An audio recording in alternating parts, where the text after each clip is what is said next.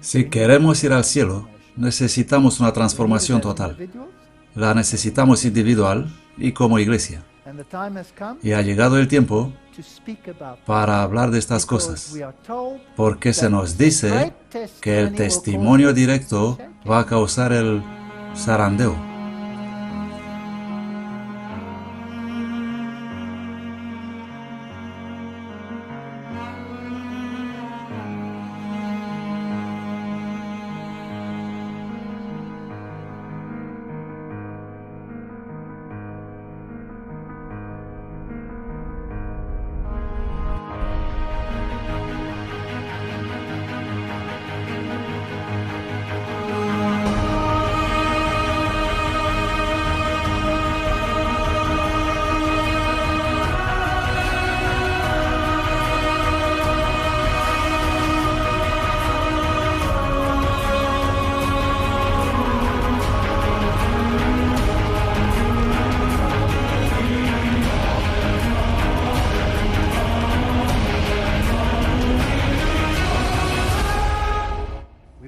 Tendremos que experimentar una transformación total.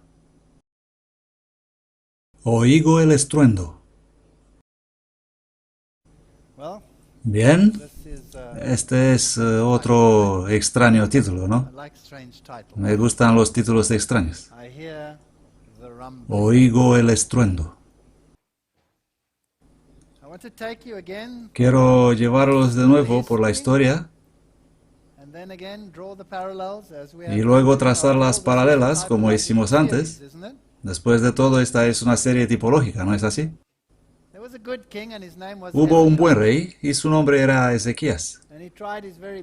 Él había hecho todo lo posible para detener la marea de apostasía. Y para testificar por él, el Señor dice en 2 de Crónicas 31:20: de esta manera hizo Ezequías en todo Judá, e hizo lo que es bueno, recto y justo delante de Jehová su Dios. ¿A quién no gustaría tener tan declaración de parte de Dios? ¿A quién no gustaría? Vamos a ponerlo en el contexto del periodo de tiempo. Esto pasaba muy cerca de la caída de Jerusalén, muy cerca del tiempo cuando Babilonia se tragó esta ciudad. Segundo libro de Reyes 18, 5, 8. Ezequías puso su confianza en el Señor, Dios de Israel. No hubo otro como él entre todos los reyes de Judá, ni antes ni después de él. Se apegó al Señor y no dejó de seguirle. Él guardó los mandamientos que el Señor había dado a Moisés. Y el Señor estuvo con él, y él tuvo éxito en todo lo que hacía. Él se rebeló contra el rey de Asiria y no le sirvió. Después de todo, la Biblia dice: servirás solo al Señor tu Dios y a nadie más. Desde las torres de guardia hasta las ciudades fortificadas, él venció a los filisteos hasta Gaza y sus términos. Aquí venía ese gran poder. Pero el Señor le protegió contra ese rey asirio, Sennacherib. Y él hizo lo que pudo. Construyó un canal para el agua, fortificó la ciudad, alzó torres, hizo armas y animó al pueblo. Un bonito testimonio. Así que Ezequías hizo lo que pudo en su esfera, y Dios añadió lo que dependía de su esfera. No podemos sentarnos y decir: a ver qué va a pasar. 185,000 soldados asirios murieron en una noche. Un rey arrogante que blasfemaba a Dios, se burlaban del pueblo de Dios. Y las palabras de Ezequías: esforzaos y sed valientes, no temáis ni tengáis miedo del rey de Asiria, ni de toda su multitud que con él está, porque más hay con nosotros que con él. ¿No es una hermosa declaración? Si realmente podríamos creerlo de nuevo, y no solo leerlo. Con él está un brazo de carne, mas con nosotros está Jehová nuestro Dios, para combatir nuestras batallas. Y el pueblo se tranquilizó con las palabras de Ezequías, rey de Judá. Por ese motivo el rey Ezequías y el profeta Isaías, hijo de Amós, clamaron al cielo en oración. Esa fue una combinación muy fuerte. Un rey creyente y el profeta Isaías al mismo tiempo. Y Jehová envió un ángel que exterminó a todo hombre valiente y a los líderes y capitanes en el campamento del rey de Asiria. Se volvió por tanto con vergüenza de rostro a su tierra, y entrando en el templo de su Dios, los que habían salido de sus entrañas allí le mataron a espada. Fin del cuento. La intervención de Dios. Ellen White escribe que esos reyes tuvieron todas las oportunidades, pero las rechazaron. Pero los gobernantes de Asiria, en vez de emplear sus bendiciones extraordinarias para beneficio de la humanidad, llegaron a ser el flagelo para muchas tierras. Despiadados, sin consideración para Dios ni para sus semejantes, se dedicaron con terquedad a obligar a todas las naciones a reconocer la supremacía de los dioses de Nínive. ¿Tenemos hoy una paralela? ¿Tenemos un gobernante así? Uno que no reconocerá nada más que a su Dios Sol, al cual exaltará por encima del Altísimo. Dios les había enviado a Jonás con un mensaje de advertencia, y por un tiempo se humillaron delante del Señor de los ejércitos y procuraron su perdón. François tiene una conferencia interesante sobre esto y arqueología y cómo descubrieron un rey que puso fin a todas las guerras y hubo paz en su tiempo y aceptó al Dios de Israel. Pero pronto volvieron a adorar ídolos y a tratar de conquistar el mundo. Así que el Señor exaltó a ese rey, a Ezequías, le dio todo. Le dio el reconocimiento de las naciones en derredor. Maravilloso. ¿Y luego qué pasó con él? La Biblia dice, su corazón se enalteció. Así que a veces no es bueno si las cosas nos van demasiado bien. Cuando cayó enfermo, Dios le sanó. Hizo que el sol vuelva a 15 grados y añadió 15 años a su vida. Creo que fueron 10 grados. Han sido 10 grados, ¿no? ¡Qué error desgraciado! Él también fue un insensato. Y cuando los embajadores babilonios vinieron en visita, Ezequías los escuchó y les mostró toda la casa de sus tesoros, plata, oro y especiería y preciosos ungüentos, y la casa de sus armas y todo lo que había en sus tesoros. No hubo nada en su casa ni en todo su reino que Ezequías no les mostrara. ¿No somos nosotros igual? Hombre, cuando vienen esos delegados babilonios, oh, cómo nos inclinamos a ellos. Oh, qué maravilloso verle, señor cardenal. Somos tan felices de estar en su presencia. Yo he participado a encuentros como ese y sé lo que digo. ¿Y qué pasó? El profeta Isaías vino y lo reprendió. Luego el profeta Isaías vino al rey Ezequías y le dijo, ¿qué dijeron aquellos hombres y de dónde vinieron a ti? Y Ezequías le respondió, han venido de un país lejano, de Babilonia. Y él dijo, ¿qué han visto en tu casa? Oh, les he mostrado nuestro sistema de diezmos y cómo adoramos y cómo hacemos eso y lo otro. Maravilloso. Todas las cosas que hay en mi casa vieron. No hay nada en mis tesoros que no les haya mostrado. Entonces Isaías dijo a Ezequías, escucha palabra de Jehová. Aquí vienen días en que todo lo que hay en tu casa y todo lo que tus padres han atesorado hasta hoy será llevado a Babilonia. No quedará nada, dice el Señor. Nada. No sirve de nada tener esas relaciones diplomáticas con Babilonia. Puede ser cortés, puede ser agradable, puede ser amable, pero no puedes trabajar juntamente. Y durmió Ezequías con sus padres y su hijo Manasés reinó en su lugar. El Señor añadió 15 años a su vida. Segunda Crónicas 33:1. Manasés tenía 12 años cuando comenzó a reinar. Así que Ezequías debía haber estado muerto ya de 3 años cuando nació Manasés. ¿Correcto? Resulta que Dios quiso evitar que el pueblo de Israel tenga a Manasés. Pero por la gracia, Él escuchó a Ezequías y no usó su omnisciencia en contra de él, lo que es parte de la naturaleza divina. Me gusta este atributo de Dios. Así que Manasés nació,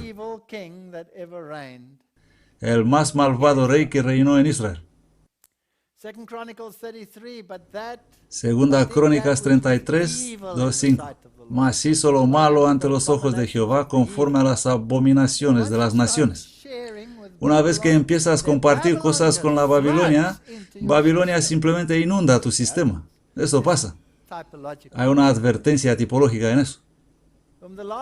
Que había echado Jehová delante de los hijos de Israel, porque él reedificó los lugares altos que Ezequías su padre había derribado, y levantó altares a los Baales, e hizo imágenes a Acera, y adoró a todo el ejército del cielo. Edificó también altares en la casa del Señor. ¿Os podéis imaginar eso? Edificó asimismo altares a todo el ejército del cielo en los dos atrios de la casa de Jehová. Pues había desvergonzada idolatría. ¿Dónde? En la casa del Señor, en la iglesia. Y pasó sus hijos por fuego en el valle del hijo de Hinnom. Sacrificios de fuego. Practicó la magia, la hechicería y la adivinación. Practicaba el espiritismo. Me pregunto si tenían también programas neurolingüísticos.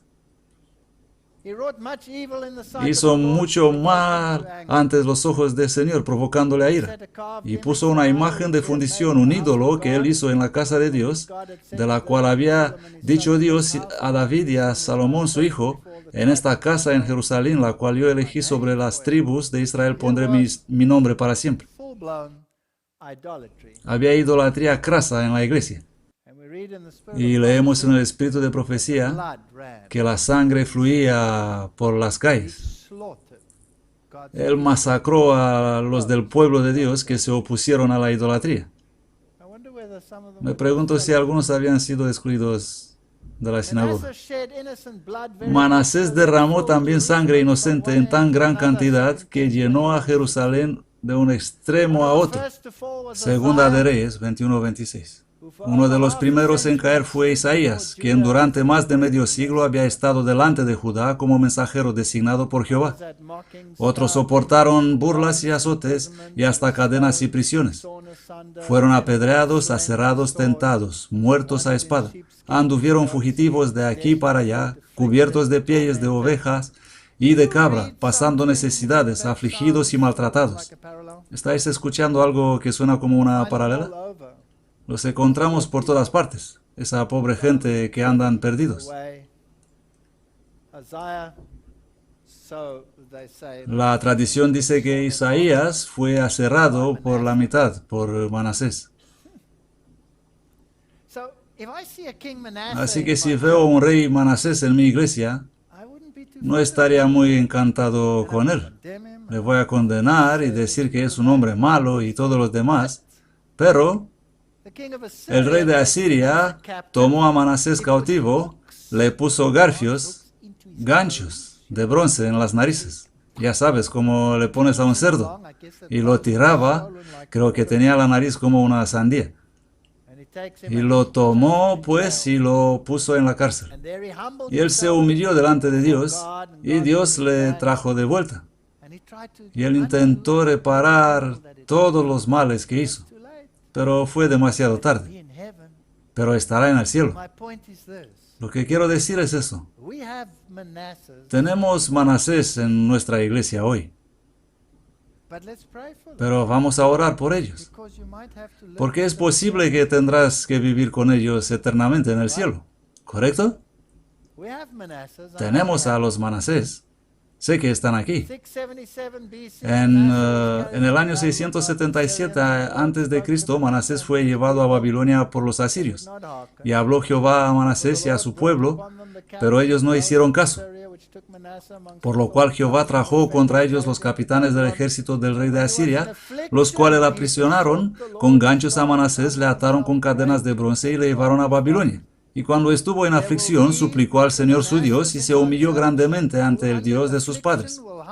Habrá Manasés en nuestra iglesia que en aflicción se humillarán ante Dios y se arrepentirán de todo lo que hicieron, aunque han sido llevados en las cuevas y separados del rebaño del Señor. No dejéis que los Manasés os roben la vida eterna. no dejéis que pase eso. Y oró a él, y fue atendido de él, y escuchó sus súplicas, y los volvió a Jerusalén. Entonces supo Manasés que Jehová era Dios, y empezó a hacer lo que era correcto. Con todo, Jehová no desistió del furor de su grande ira, a causa de todas las provocaciones con que Manasés le había provocado. Es muy fácil convertirte en apóstata, pero no es fácil volver a hacer lo correcto. Es muy difícil. Una vez que empiezas a resbalar cuesta abajo, es muy difícil volver atrás.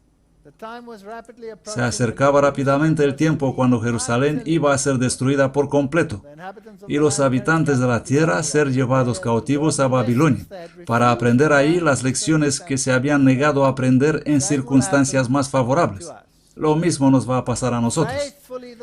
Fielmente los profetas continuaron sus amonestaciones y exhortaciones. Hablaron intrépidamente a Manasés y a su pueblo. ¿Es malo advertir a los reyes y reinas y al pueblo de Dios? ¿Sí o no? Tenemos que hacerlo. Pero los mensajes fueron despreciados.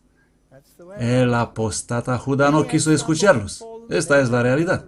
Muchos habían tropezado y caído para nunca volver a levantarse. Es triste. He encontrado muchos de ellos. Y durmió Manasés con sus padres. Segunda Reyes 21:18. Fue sepultado y reinó en su lugar Amón, su hijo. Tenía 22 años cuando comenzó a reinar y reinó en Jerusalén. Y su madre era Mesulemet, hija de Yotba. Y él hizo lo malo ante los ojos de Jehová, como había hecho Manasés su padre. Así que tenemos el rey malo y el rey bueno, y al reverso. Y los siervos de Amón conspiraron contra él y mataron al rey en su casa. Así que no duró mucho tiempo. Y el pueblo de la tierra mató a todos los que habían conspirado contra el rey Amón, y puso el pueblo de la tierra por rey en su lugar a Josías, su hijo. Así que estaba este pequeño niño criado en las más horrorosas circunstancias y estuvo como una brújula al norte. Hay cosas asombrosas en estos relatos. El joven rey Josías, porque tu corazón se enterneció y te humillaste delante de Jehová, cuando oíste lo que yo he pronunciado contra este lugar y contra sus moradores, que vendrían a ser asolados y malditos, y rasgaste tu vestidura y lloraste en mi presencia, también yo te he oído, dice Jehová. Por tanto, he aquí, yo te recogeré con tus padres, y tú serás recogido en tu sepulcro en paz. Es una profecía condicional. ¿Se cumplió con él? No. Murió en la guerra. ¿Por qué? Porque no obedeció. Vino el faraón, hubo ese conflicto entre los asirios y los babilonios. Babilonia se estaba levantando y Asiria se oponía a eso. El faraón vino a ayudar y Josías salió en contra del faraón Necao. Y el faraón le dijo, no hagas esto, déjame. Estoy en misión con Dios, no vengas aquí. Pero Josías dijo, voy a venir. ¿Por qué? Porque tenían ese pacto con Babilonia. Porque los asirios eran sus principales enemigos. Ellos habían elegido lo que parecía el mejor de los dos partidos, sin darse cuenta que ese será el partido que los va a destruir. No puedes elegir entre ambos ellos, diciendo este es el mejor. No voy a tratar con Roma, pero lo voy a hacer con los protestantes. Los protestantes pueden bailar ante el rey y tú puedes acabar siendo una cabeza en una bandeja. No es posible eso. Esto dice la tipología. No elijas un partido u otro. Así que con Josías no pasó como debería pasar. Y él hizo lo recto ante los ojos de Jehová. Fue un buen rey. Y anduvo en los caminos de David su padre. ¿Fue David su padre? Fue su abuelo, su bisabuelo, sin apartarse a la derecha ni a la izquierda. Es interesante que en su tiempo hubo una profetisa, casi quiero decir que es como ahora al final, justo antes de la destrucción, hay una pequeña tipología adventista con una profetisa llamada Hulda. Un muy joven movimiento respecto a la profecía. No seguiré con eso, solo lo pongo así para meditar. ¿Por qué tu corazón se enterneció y te humillaste delante de Dios al oír sus palabras sobre este lugar? Le habían leído el rollo de la ley. Y sobre sus moradores, y rasgaste tus vestiduras, y lloraste en mi presencia, yo también te he oído, dice Jehová. He aquí, y yo te recogeré con tus padres. Esto no pasó. Las reformas de Josías aumentaron el nivel espiritual para algunos. También el movimiento adventista elevó el nivel espiritual de algunos. Pero al final murió en batalla. ¿Por qué? Porque no hizo caso a las advertencias recibidas. ¿Quién va a acusar a Dios negando su palabra? Ellen White sobre profecía condicional. A dar la vuelta con su ejército habría sido humillante, así que siguió adelante y fue asesinado. Jeremías lamentó por Josías, y todos los cantores y cantoras recitan sus lamentaciones sobre Josías hasta hoy, y las hicieron habituales en Israel, y aquí están escritas en las lamentaciones. Así que este joven rey vino y recogió todo lo que era malo y perverso y lo arrojó afuera de la iglesia. Y la próxima generación lo puso todo de nuevo ahí. Tenemos una conferencia sobre eso también. Luego vino su hijo. Estoy hablando de los últimos reyes justo antes de la caída de Jerusalén. Segunda de Reyes 24:1-3. Joacim. En su tiempo subió Nabucodonosor, rey de Babilonia, y Joacim vino a ser su siervo por 3 años. Así que hablamos de un rey lacayo, uno sujeto a Babilonia. Pero a nosotros no nos puede pasar eso, ¿no? No penséis eso. Luego volvió y se rebeló contra él. Pero Jehová envió contra él tropas de caldeos, tropas de sirios, tropas de moabitas y tropas de amonitas. Los envió contra Judá para destruirlos según la palabra de Jehová había dicho por boca de sus siervos los profetas. Ciertamente vino esto contra Judá por mandato de Jehová para quitarla de su presencia por los pecados de Manasés, conforme a todo lo que él hizo. Manasés hizo todo bien al final. Eliminó lo que hizo mal, pero nada más que él desapareció, todo el mal volvió. Cuando al principio del reinado de Joaquim, Nabucodonosor, ahora noten con atención, vino por primera vez, el primer asedio, sitió por primera vez a Jerusalén y la tomó, se llevó a Daniel y a sus compañeros y a otros especialmente escogidos para el servicio de la corte babilónica. Se fueron.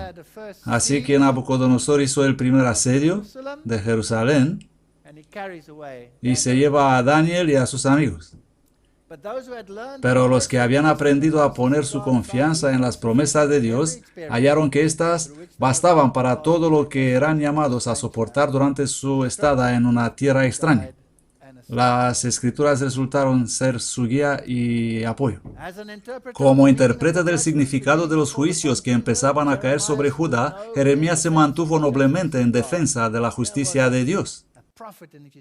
Si vais a estudiar a Jeremías, veréis que él era un predicador de los mensajes de los 3 ángeles, al igual como lo son los que predican hoy estos mensajes.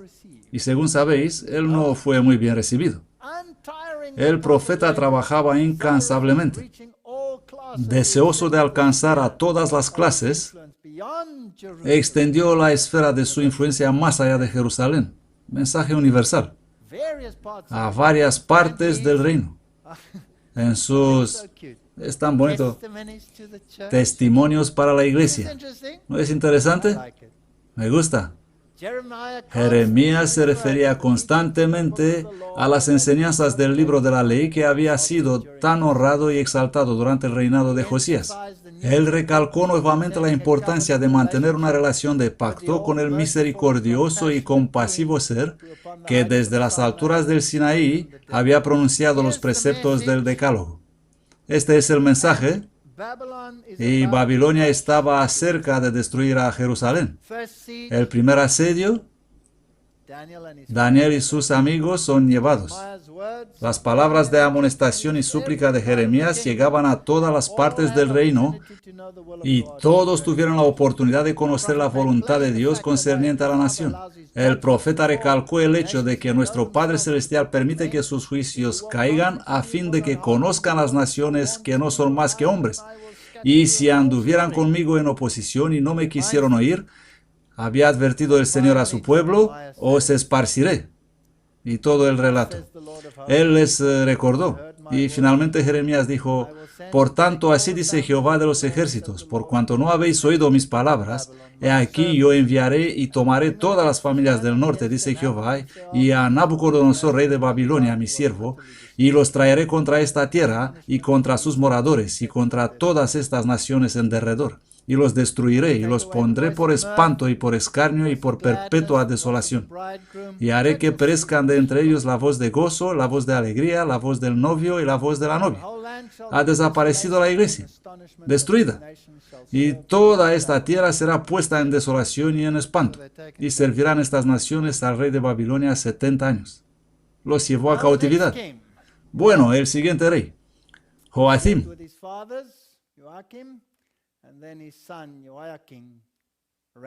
Y durmió Joacim con sus padres y reinó en su lugar Joaquín, su hijo. Y nunca más el rey de Egipto salió de su tierra. Él fue sujeto al rey de Babilonia, porque el rey de Babilonia tomó desde el río de Egipto hasta el río Éufrates todo lo que era del rey de Egipto. El Egipto es silenciado. Joaquín tenía 18 años cuando comenzó a reinar y reinó en Jerusalén 3 meses.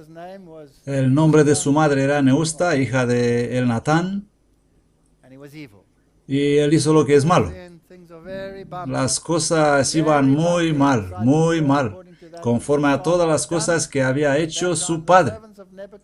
Y en aquel tiempo los siervos de Nabucodonosor, rey de Babilonia, subieron contra Jerusalén y la ciudad fue sitiada. Vino Nabucodonosor, rey de Babilonia, a la ciudad mientras sus siervos la estaban asediando y tomaron a esa gente. Se llevó de ahí todos los tesoros de la casa de Jehová. Se cumplió la profecía que había sido dada a Ezequías y llevó en cautiverio a toda Jerusalén, a todos los príncipes y a todos los hombres valientes, hasta 10,000 cautivos, y a todos los artesanos y herreros. Y el rey de Babilonia puso por rey en lugar de Joaquín a Matanías, su tío. Le cambió el nombre por el de Sedequías. Así que tenemos otro rey lacayo, sirviendo bajo Babilonia. Estas son tipologías interesantes. Y Sedequías, el hermano del rey Joaquín, se rebeló contra el rey de Babilonia. Pero él se rebeló contra Dios también, no solo contra el rey de Babilonia, y así que recibió lo que mereció. Y también todos los príncipes de los sacerdotes y el pueblo infringieron muchísimo siguiendo todas las abominaciones de las naciones. Hay una paralela aquí, contaminando la casa de Jehová, la cual él había santificado en Jerusalén, y Jehová, el Dios de sus padres, envió a ellos por medio de sus mensajeros, levantándose de mañana y enviando, porque él tenía misericordia de su pueblo. Pero ellos se burlaban de los mensajeros de Dios y menospreciaban sus palabras, maltrataban a sus profetas, hasta que subió el furor de Jehová contra ellos. Ellos no escucharon. Esos son fanáticos, no les hacéis caso. Por lo cual trajo contra ellos al rey de los caldeos, quien mató a espada a sus jóvenes. Esta es historia. Vamos a ver el segundo asedio.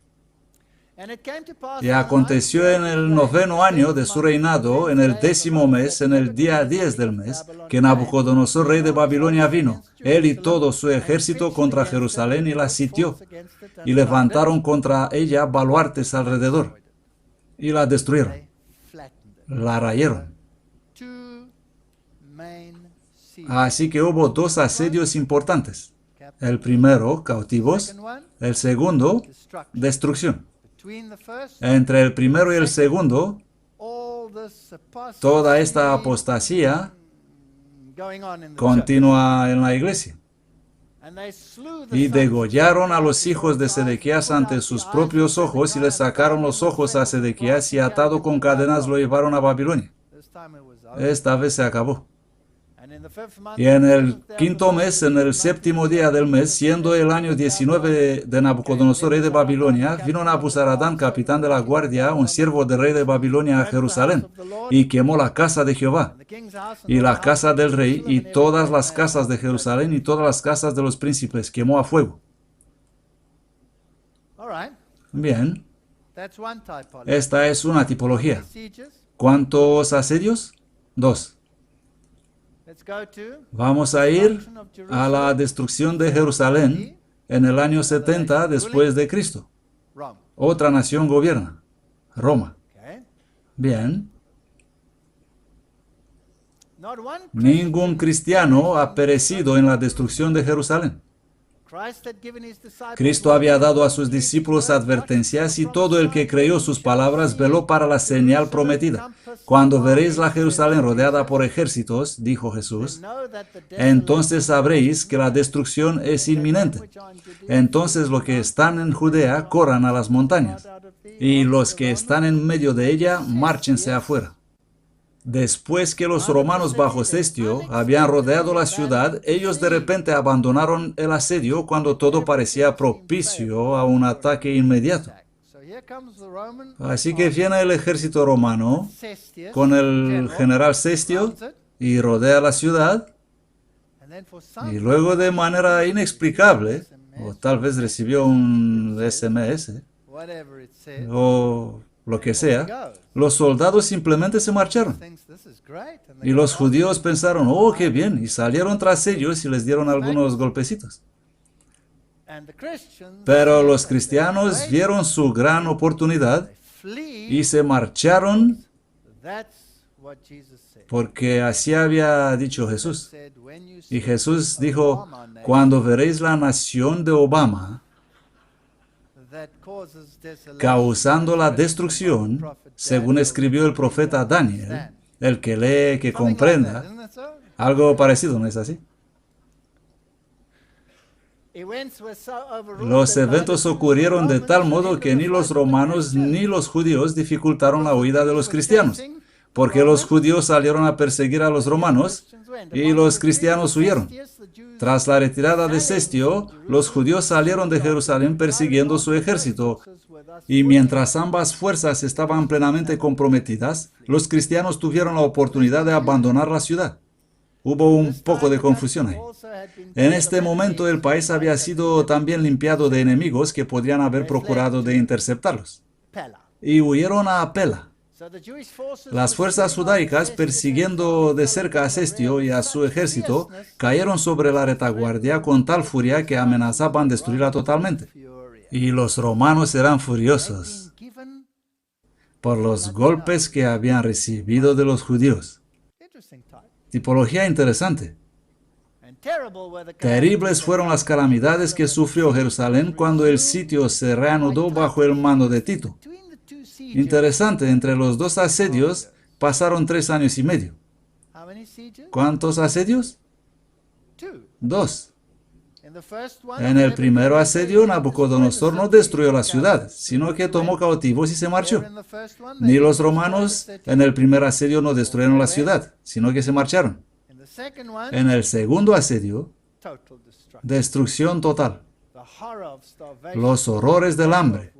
Una medida de trigo se vendía por un talento.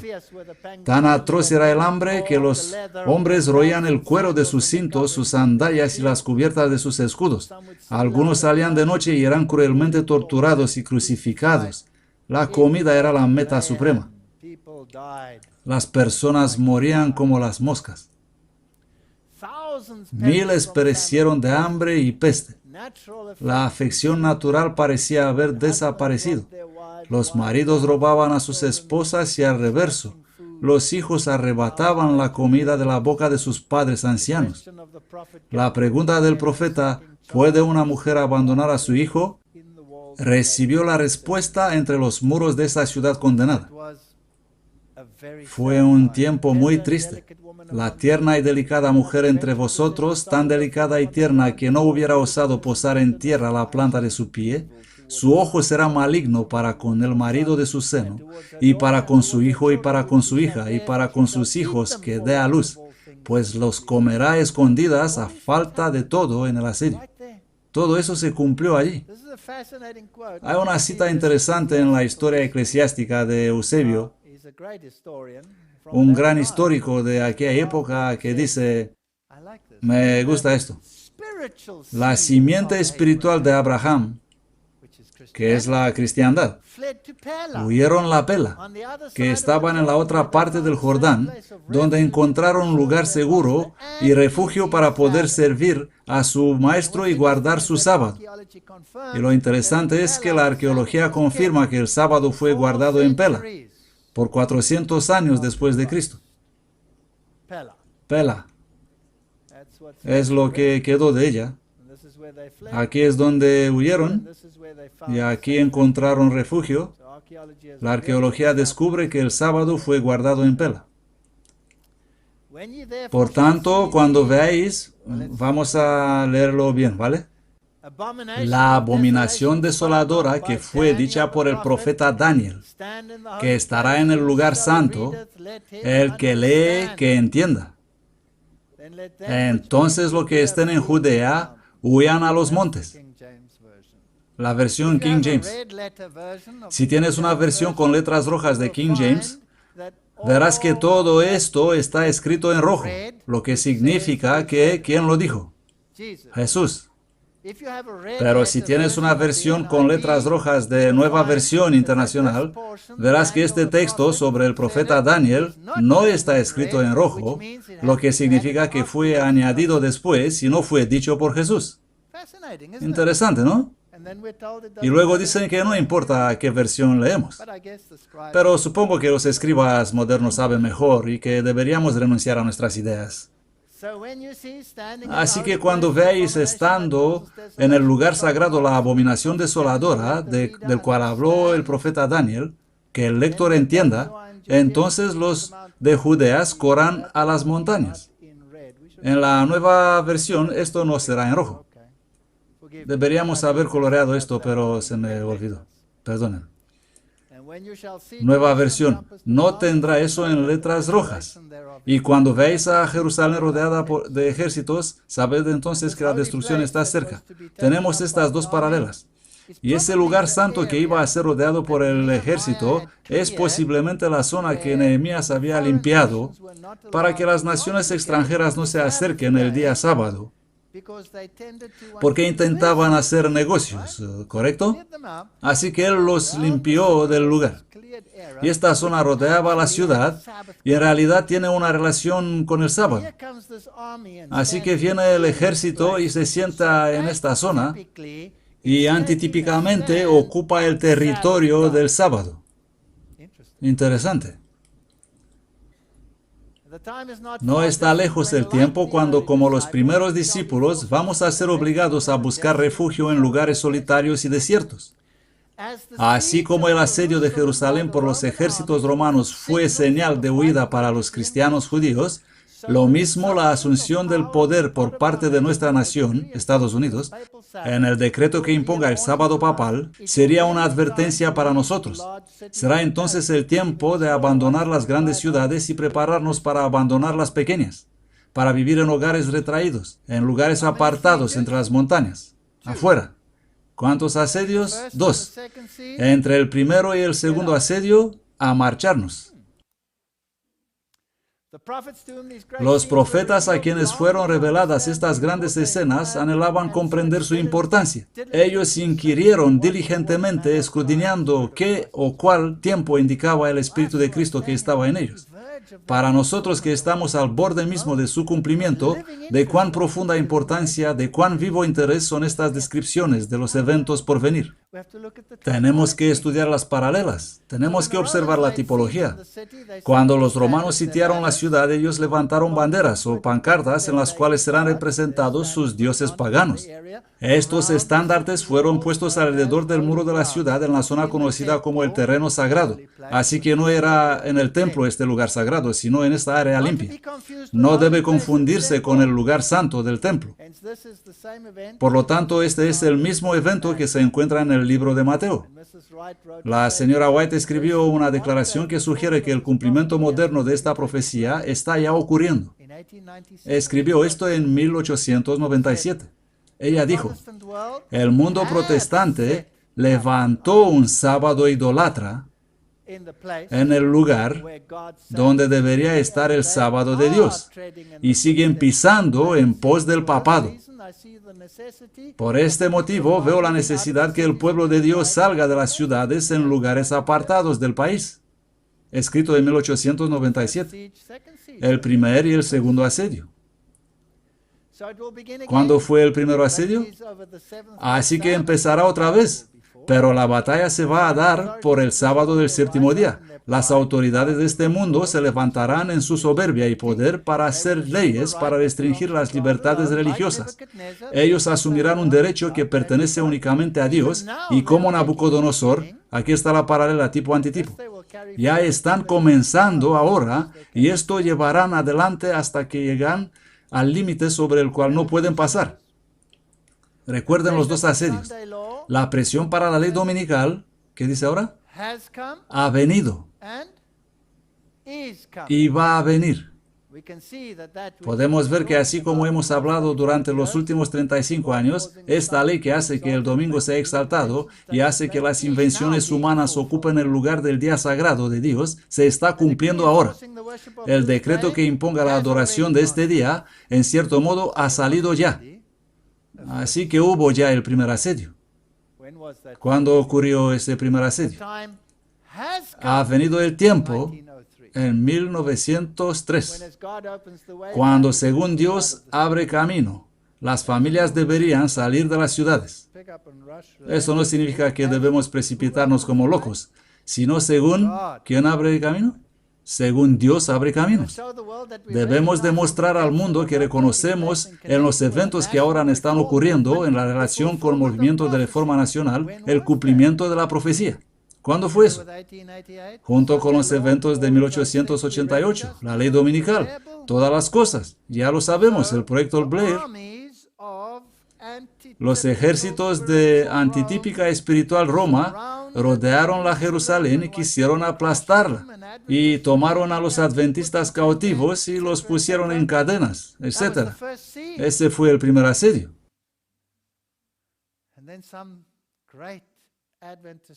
Luego, grandes oradores adventistas como Alonzo T. Jones vinieron y hablaron delante del legislativo, de modo que dieron dolores de cabeza a los que deseaban aprobar esas leyes. El cumplimiento de la profecía, lo que durante los últimos 30 o 40 años hemos anunciado que vendría, ahora está aquí. Muchos tendrán que trabajar fervientemente para ayudar a abrir el camino. Tenemos que comprender esto. Hágase todo decentemente y con orden. Primera de Corintios 14, 40.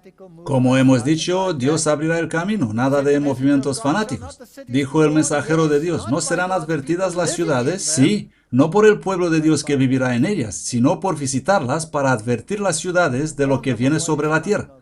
Manuscritos publicados, volumen 1, página 253. Dentro de poco habrá tan conflictos y confusión en las ciudades que los que desearán salir de ellos no podrán. Debemos prepararnos por estos acontecimientos. Esta es la luz que me ha sido dada. Isaías 54:4. No temas, pues no serás avergonzada, ni serás confundida, pues no serás puesta en vergüenza. Olvidarás la vergüenza de tu juventud y no recordarás más el oprobio de tu viudez. Pero tú no temas, siervo mío Jacob, ni desmayes. Hay todas estas promesas. Dios va a dirigir todo.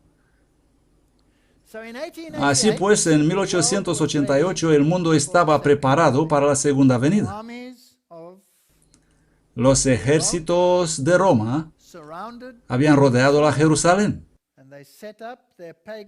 y habían puesto sus estandartes paganos en el territorio del sábado y pidieron la ley dominical, el primer asedio.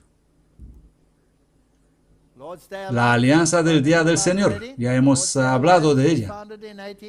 Esta alianza fue fundada en 1888. No entro en detalles, ya lo hemos hablado en otra conferencia. 1888, el primer asedio. Animaba a los cristianos a reclamar el domingo como sábado del Señor. Ya sabemos eso. En 2001, después de los eventos de septiembre, publicaron esto.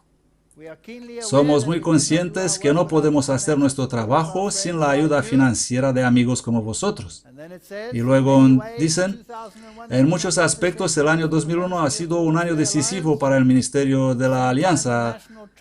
Al mismo tiempo, la tragedia nacional que sucedió el 11 de septiembre en Nueva York, Washington y Pensilvania ha cambiado nuestras perspectivas. Y francamente, ha hecho que incluso los que no tenían un termómetro espiritual consideren su fe, muchos por primera vez en su vida. Luego el presidente de la asociación dice, estamos al borde de una oportunidad sin precedente para proclamar el mensaje del domingo cristiano de manera no vista, al menos en mi vida. Me gusta la nota final, siempre con la dirección y diciendo, sirviendo las iglesias y la nación desde 1888. ¿No es interesante? Así que tenemos un primer asedio en 1888. El pueblo de Dios deberían haber escuchado lo que dijo la profeta. Habrá un segundo asedio. ¿No estáis oyendo el estruendo de las ruedas del ejército romano dirigido por Tito acercándose por segunda vez? Yo oigo el estruendo. Esas son las grandes verdades que jóvenes y viejos necesitan aprender. Necesitamos estudiar el cumplimiento del propósito de Dios en la historia de las naciones y en la revelación de las cosas futuras, a fin de poder estimar en su verdadero valor las cosas visibles e invisibles. El día está cerca para aprender las lecciones, para hacer la obra, para transformar el carácter. ¿Sobre qué hablamos en esta serie? No es una serie que ataca a la iglesia. Estoy seguro que algunos dirán esto, pero no es verdad. Es una serie para unificar la iglesia. El tiempo que queda no es más que un lapso demasiado breve. La gente dice que eres un alarmista cuando predicas tales cosas. ¿Están sordos? No pueden oír el estruendo del ejército romano. No ven las noticias. Hijo de hombre, mira, la casa de Israel está diciendo, la visión que éste ve es para muchos días por venir. Alarmista, teorías de conspiración y eso y lo otro. Le escribí a un hermano un largo artículo en una de nuestras grandes revistas. Yo no quise que sea publicado. Lo he enviado a ese hermano solo para pedir su opinión. Es muy duro eso que he escrito. Y de alguna forma se filtró. Y ahora lo puedes ver en Facebook. Todos lo saben. Y pueden leer sobre este altercado. Pero la cosa fascinante es que eres un alarmista y un conspirador. ¿Es una conspiración el poner los eventos proféticos en el contexto del tiempo actual? No lo creo. Por tanto, diles, así dice Jehová el Señor, ya no habrá más dilación para ninguna de mis palabras, sino que palabra que yo hable se cumplirá, dice Jehová el Señor. Ezequiel 12. Y recuerden que este profeta fue el profeta de los exiliados. Él fue tomado cautivo por el rey de Babilonia. Él sabe lo que dice. No está muy lejos el tiempo cuando las leyes contra el trabajar el domingo sean más rigurosas y debería hacerse un esfuerzo para adquirir terrenos lejos de las ciudades donde puedan cultivarse frutas y verduras. Yo lo hice. Pero, por favor, no lo hice para esconderme del rey de Babilonia. Estoy aquí en Vancouver en este momento, ¿correcto? Así que seguramente no hago esto para esconderme. Hago esto porque así dice Dios, y nada más. Y porque Él abrió el camino para mí para hacer esto. Así que no huyas para esconderte. La agricultura ofrecerá recursos para el propio sostén. Además, podrían aprenderse otros oficios. Este trabajo real y activo provee fuerza intelectual, lo mismo que muscular. Se requieren método y tacto para cultivar con éxito frutas y verduras. La naturaleza y todo lo que nos rodea están decididamente en contra nuestra, creedme. Los hábitos de trabajo serán una ayuda importante para los jóvenes. Habrá en varios países movimientos simultáneos para destruir al pueblo de Dios. No va a pasar solo en los Estados Unidos o aquí, sino que va a ser universal. Va a suceder en todas partes. Van a venir y se van a unir en contra del pueblo de Dios. Pero Dios los va a cuidar. Así que el segundo asedio está por venir. El primero fue rechazado en 1888 y Cestio se fue con su ejército y Tito está en marcha. Bruselas, Bélgica, 16 de febrero de 2009. La Secretaría de la Comisión de las Conferencias Episcopales de la Comunión Europea ha dado la bienvenida a la ley propuesta por la Unión Europea para salvaguardar el domingo como día de descanso del trabajo, conforme al Observatore Romano, que es el diario oficial del Vaticano. Así que prepararon esta ley, lo pusieron delante de la Comisión y el Parlamento Europeo lo rechazó en el 2009. El motivo siendo, no hay evidencia que guardar el domingo tiene algún beneficio especial que cualquier otro día.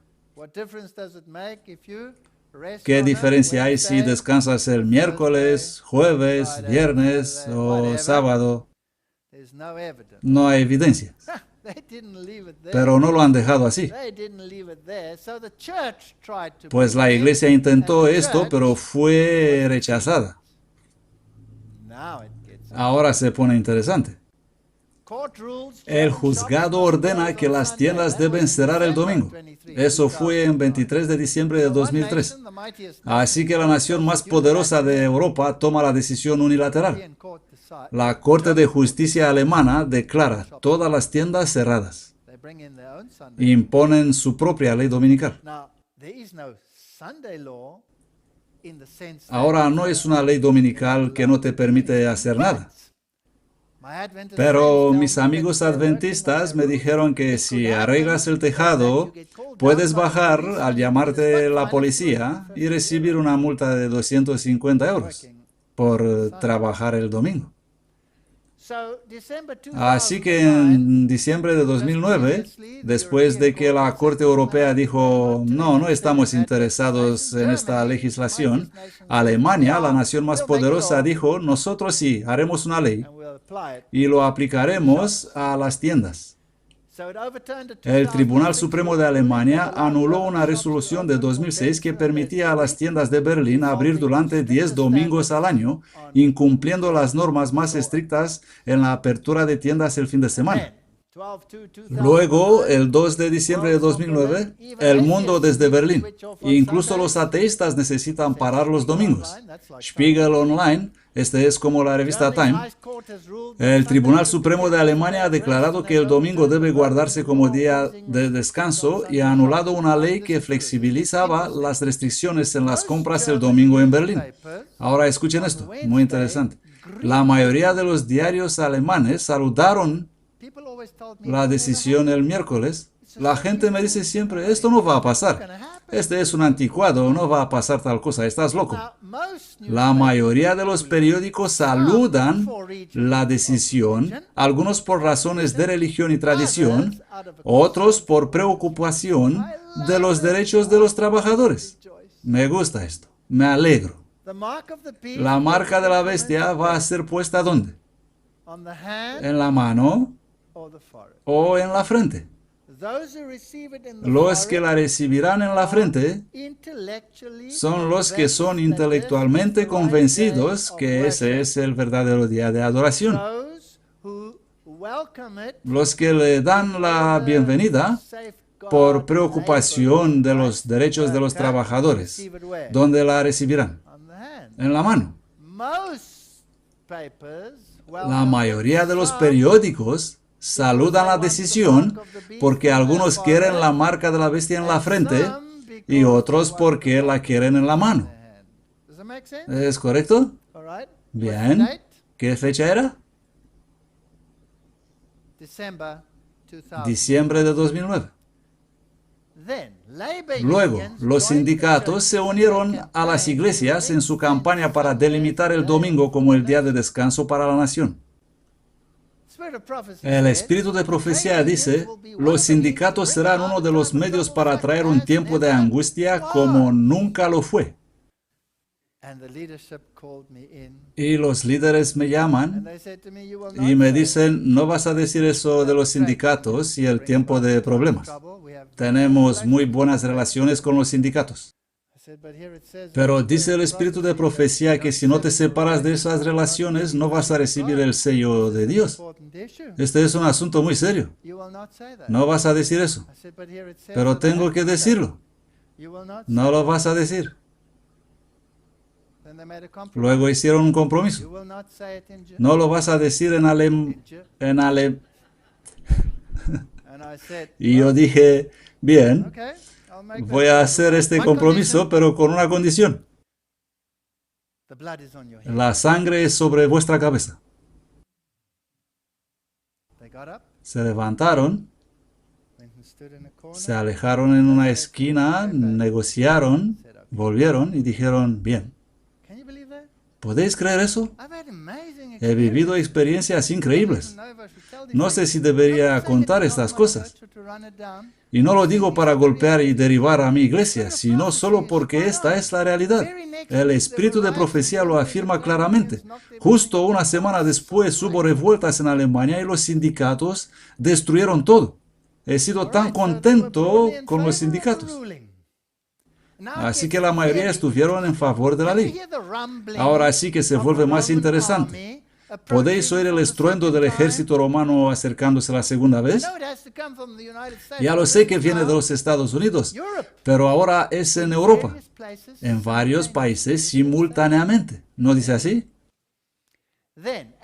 Luego, 18 de enero de 2010, muy cerca unas de otras. Cumbre sobre la crisis en la Cancillería, la charla del domingo. Hay una crisis económica en Europa e intentan encontrar soluciones y los tres líderes parlamentarios de Alemania, que son el canciller Merkel y los dos ministros señores del gabinete, buscan medios para resolver la crisis y fueron tan ocupados que tuvieron que encontrarse un domingo para preparar los documentos para la sesión de lunes. Malos, malos. Así dice mi loro. No deberíais haber hecho esto. No deberíais haber hecho esto. Por lo tanto, fueron reprendidos. ¿Y quién los reprendió? Por un interesante obispo llamado Reinhard Marx. Él dijo, ahora el pastor está leyendo en alemán.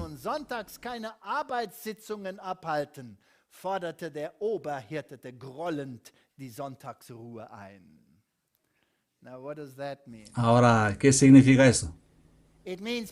Significa que los políticos deben ser un ejemplo y no deben tener reuniones los domingos, porque el príncipe de los pastores, con enfado, demandó guardarse el descanso dominical.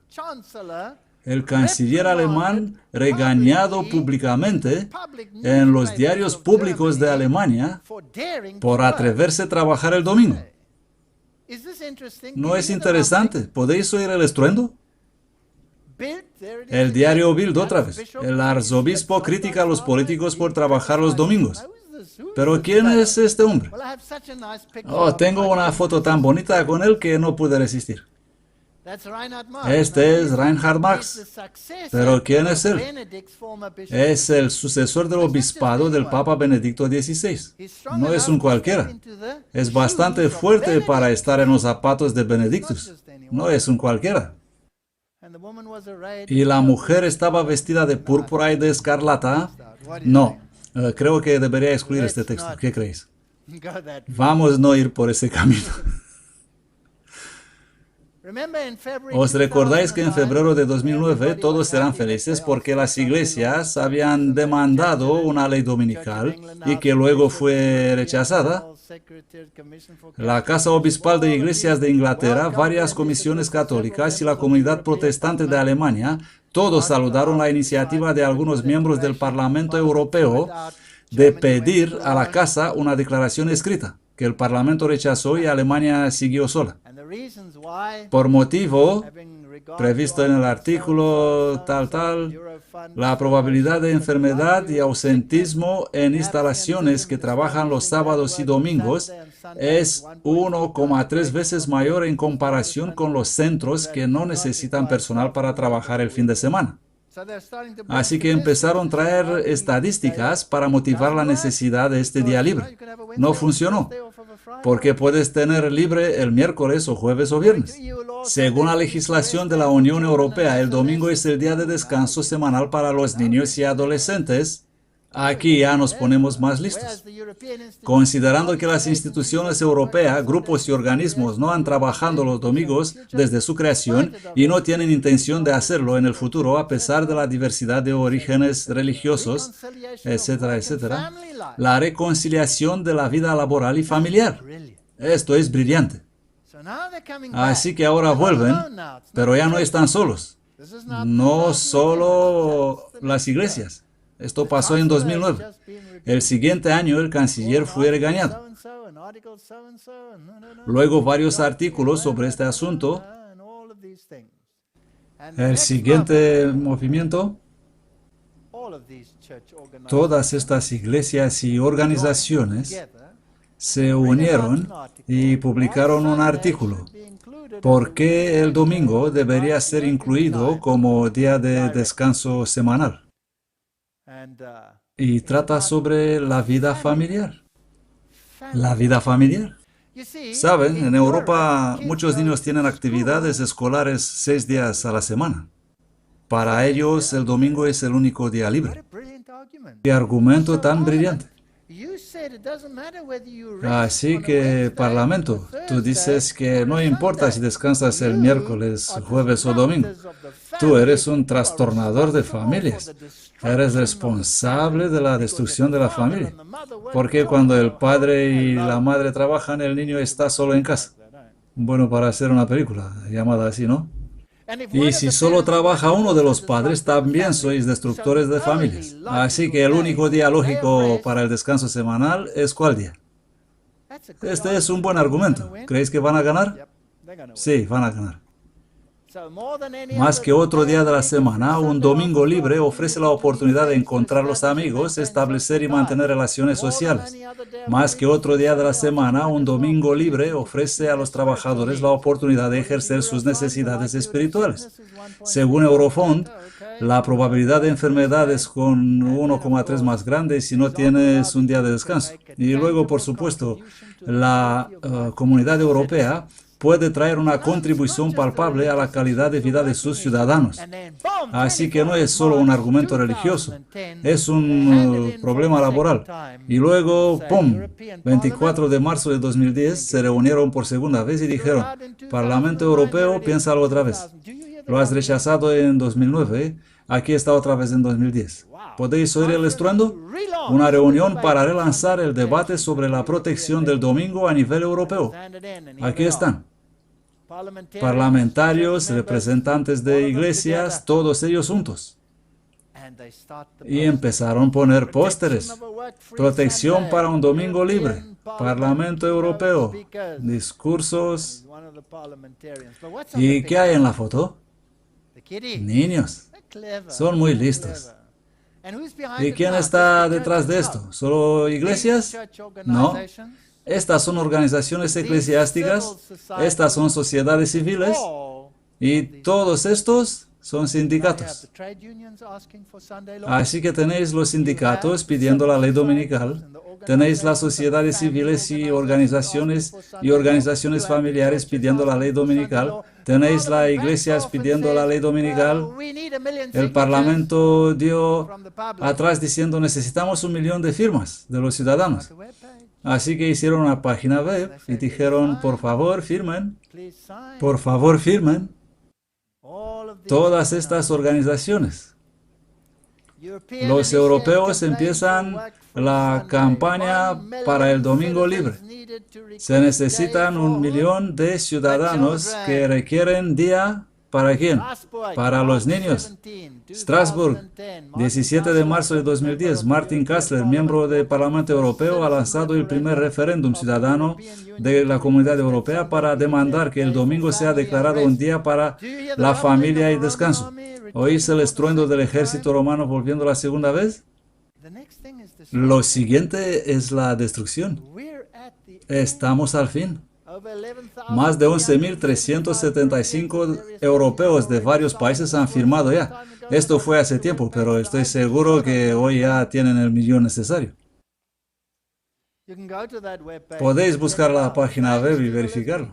Gracias al Tratado de Lisboa y a la introducción de la Iniciativa Ciudadana Europea, nosotros como ciudadanos europeos por primera vez tenemos la oportunidad de luchar por nuestros intereses. Queremos aprovechar esta oportunidad para garantizar un domingo libre.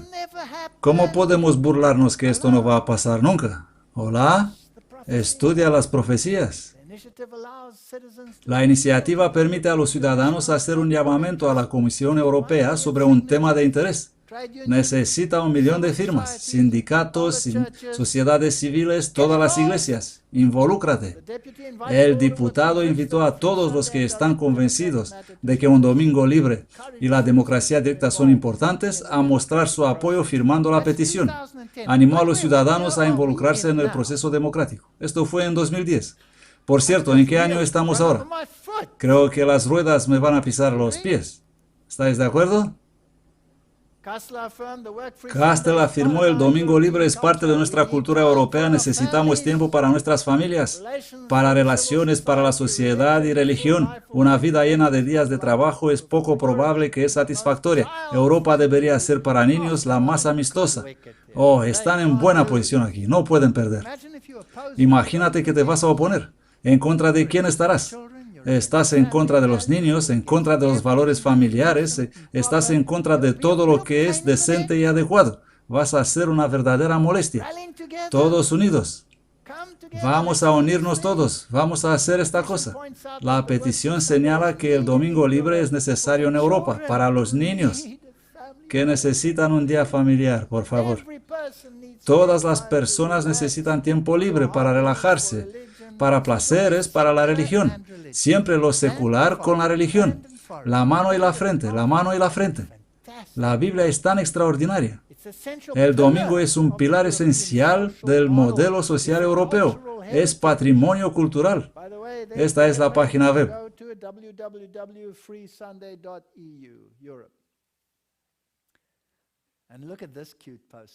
Y mirad qué foto más tierna. Ahora está leyendo en alemán. Vamos a traducir eso. Los domingos, papi y mami son nuestros. El domingo para los niños son nuestros. No un día como las demás. Es domingo. Esto fue en 2010. Hermanos y hermanas, vamos a casa. No quiero ser alarmista, pero esta es la realidad.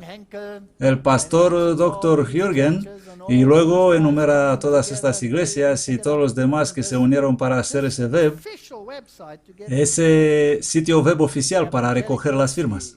Evangélicos, protestantes, cristianos europeos, 75% pidieron, etcétera, etcétera. No es necesario leer todo eso. Es la primera gran iniciativa pública para imponer el domingo. Imponer la observancia de domingo y trayendo poder opresivo en contra de los que guardan el sábado el séptimo día, contra la ley de Dios. Todo propósito e intento será invalidado. No puede pasar eso, dice la gente, incluso en mi iglesia. La profeta dice así: va a pasar. Despertad. A fin de obtener popularidad e influencia, los legisladores cederán a la demanda de leyes dominicales. ¿Han resistido hasta ahora? Sí. ¿Van a ceder? Sí. La presión está acumulándose. Solo uno de esos sindicatos es tan fuerte. ¿Qué tal serán todos unidos? En mi país acabamos de tener revueltas y terribles huelgas. Posiblemente habéis visto en las noticias. Todo fue parado para el crecimiento salarial. Tienes derecho a la huelga, pero ¿tienes derecho a no participar a la huelga? Parece que no. ¿Qué hicieron? Entraron y obligaron a todos a dejar de trabajar, incluso en los hospitales. En las secciones de cuidado intensivo y donde estaban los niños, en las incubadoras, ahuyentaron a las enfermeras y murieron 50 bebés solo en un hospital. ¿Es esto un crimen o no? Es un asesinato. ¿Es este un medio de traer un tiempo de angustia como nunca fue? ¿Hubo alguna investigación sobre ese asunto? No. Nada puede seguir haciendo eso. Estas personas tienen poder, hacen todo lo que quieren. Este parlamentario es Thomas Mann. Él está trabajando en una amplia iniciativa para combinar la iglesia con la comunidad europea. Él es el portador de voz a nivel parlamentario. Y Radio Vaticano dice: este es maravilloso, este es nuestro hombre. Y luego presenta aquí lo que él hizo y cómo promueve el domingo y cuántas organizaciones tienen por apoyo.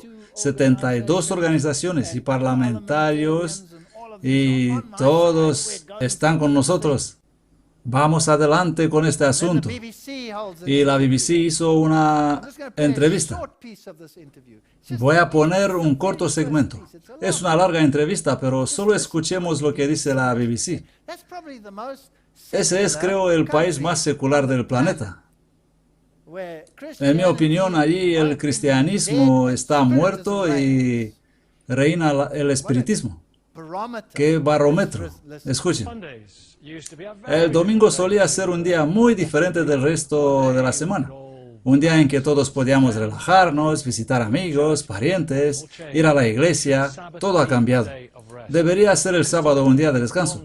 Cristina, hemos pasado más allá del punto de retorno. Tienes un plazo para mañana, para escribir un artículo, para salir en una televisión muy conocida, el domingo por la mañana. ¿No es así como vivimos ahora? Sería bonito que el gobierno nos enviara un mensaje para decirnos que no piensan en nosotros solo como en unidades productivas o abejas trabajadoras.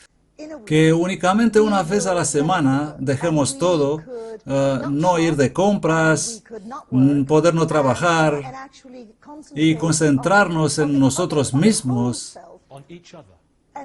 y en unos para otros. ¿Por qué no?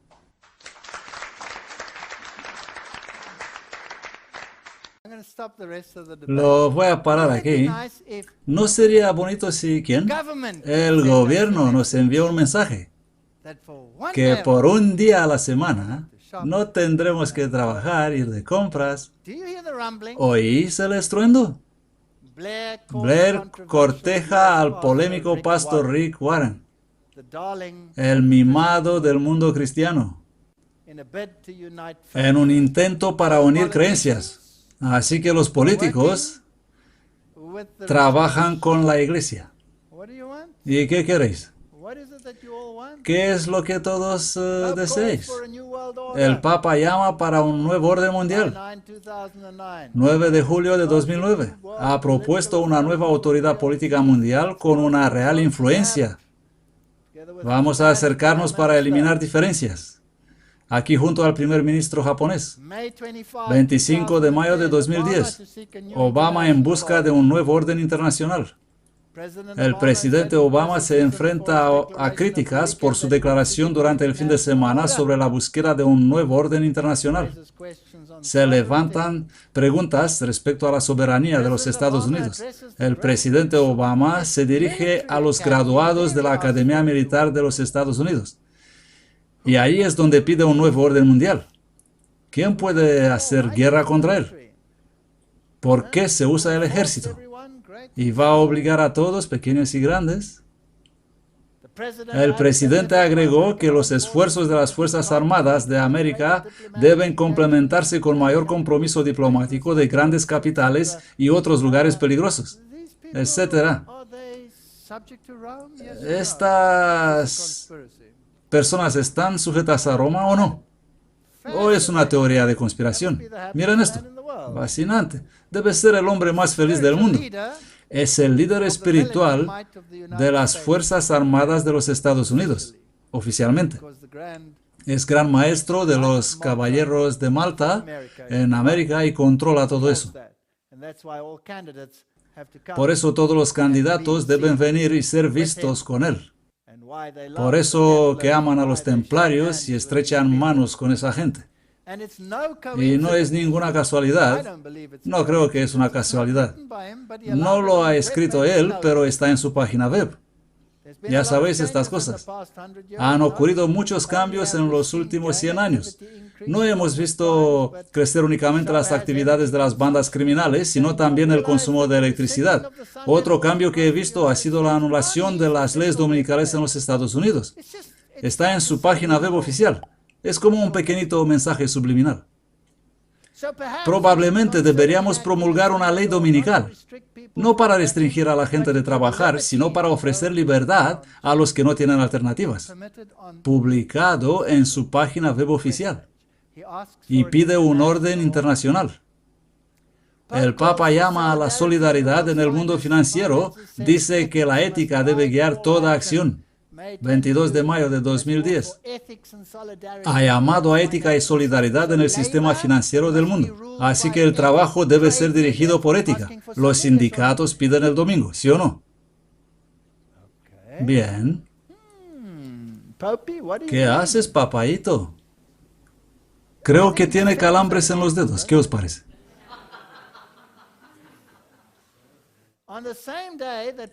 El mismo día que el presidente Obama pidió un nuevo orden internacional para resolver los desafíos de nuestro tiempo, Papa Benedicto XVI también pidió la cooperación internacional.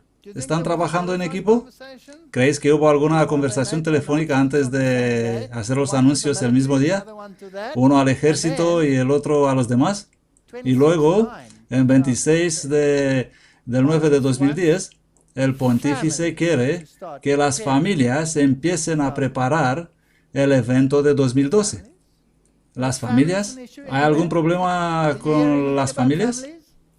¿Habéis oído algo respecto a las familias? Bueno, vamos a ver qué quiere él para las familias.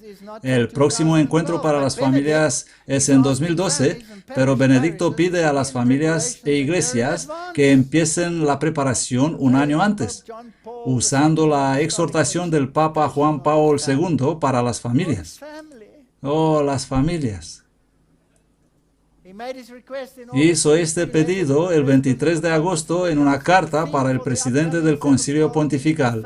El tema para el próximo séptimo encuentro mundial de las familias es familia, trabajo y festivo. La carta del Santo Padre reflexiona sobre estos temas y sobre el balance adecuado de trabajo y descanso.